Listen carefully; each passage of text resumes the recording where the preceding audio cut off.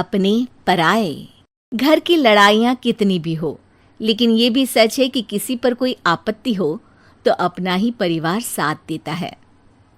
भैया, मेरे पीछे पुलिस लगी है, प्लीज मुझे बचा लो। रवि और राज दो भाई, लेकिन दोनों में कभी नहीं पटी। अरे क्या हुआ छोटे, क्या कर दिया तूने?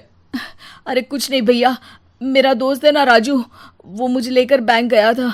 मुझे नहीं पता भैया कि वो वहाँ बैंक लूटने जा रहा है। मैं उसके साथ बैंक में घुसते ही सीसीटीवी कैमरे में दिख गया हूँ। अब पुलिस मुझे ढूंढ रही है भैया, मुझे बचा लो। राज कुछ सोचता है, फिर कहता है, ओके, तुम यहीं रुको, मेरा एक दोस्त पुलिस में है, मैं बात करता हूँ। तभी वहां रवि की बीवी राज की बीवी के साथ आ जाती है। तुम लोगों के घर जब तक पुलिस का आना जाना है, बच्चों को यहीं छोड़ दो, उन पर असर ठीक नहीं पड़ेगा। तभी वहां पुलिस आ जाती है। चलो चलो, कौन है रवि, थाने चलो। मैंने कुछ नहीं किया, मुझे कुछ नहीं पता। अरे वो तो पुलिस स्टेशन चलकर ही पता चलेगा कि कुछ पता है कि नहीं, चलो। कहानी का फ्लैशबैक। भैया, मुझे मेरे मकान में हक चाहिए ही चाहिए। अरे लेकिन छोटे, अभी मेरे बच्चों पर काफ़ी खर्चा है, तेरी भाभी की भी तबीयत ठीक नहीं रहती, बजट बिल्कुल नहीं है कि मैं अलग होकर रहूं। देख लो भैया, 1 महीना है तुम्हारे पास, जल्दी से घर खाली कर दो। अरे कैसी बात कर रहे हैं भैया, मेरे शरीर में अभी इतनी हिम्मत भी नहीं कि घर को खाली करे। तो क्यों अपना पोषण बेचा भाभी?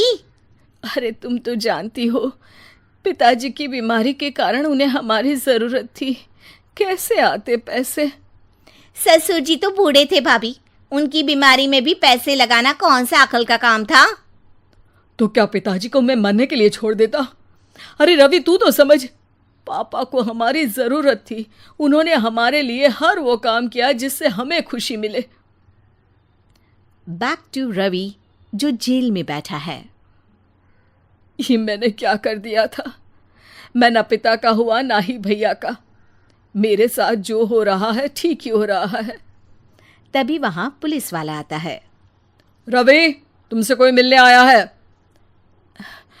भाभी, आप यहाँ क्यों आई? पुलिस स्टेशन है ये भाभी। भैया, आपकी जगह मेरा भाई होता तो क्या मैं नहीं आती? अच्छा, ये खाना ले लीजिए, खा लीजिएगा। आपके भैया लगे हैं वकीलों और पुलिस वालों से बात करने में, डरने की कोई बात नहीं। जब आपने गुनाह किया ही नहीं तो सज़ा भी नहीं मिलेगी। रवि भाभी को देखकर रोने लगता है। घर में साक्षी चुपचाप बैठी होती है कि तभी सोनम कहती है, अरे साक्षी, क्या हुआ, परेशान क्यों हो रही हो? भाभी, अभी अभी पुलिस स्टेशन से खबर आई है, इन्हें बड़े जेल में शिफ्ट किया जा रहा है। मैं क्या करूंगी भाभी? रो मत, हम अच्छे से अच्छा वकील करेंगे। लेकिन उसमें तो बड़े पैसे लगेंगे दीदी, हम इतना पैसा कहाँ से लाएंगे? अरे क्यों, ये मकान है ना, और मेरे कुछ गहने भी है। साक्षी की आंखों में पानी आ जाता है। पर दीदी, ये तो आप और भैया की मेहनत की कमाई है।